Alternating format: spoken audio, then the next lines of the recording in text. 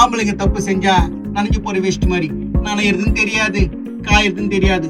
பொம்பளைங்க தப்பு செஞ்சா முள்ளு மேல பட்ட போட மாதிரி தச்சாலும் தெரியும் பொட்டு போட்ட போடுன்னு. அக்கா டண்டனக்கா டனக்கனக்கா சொன்னாலும் கேட்போம், சொல்லாட்டியும் கேட்போம்.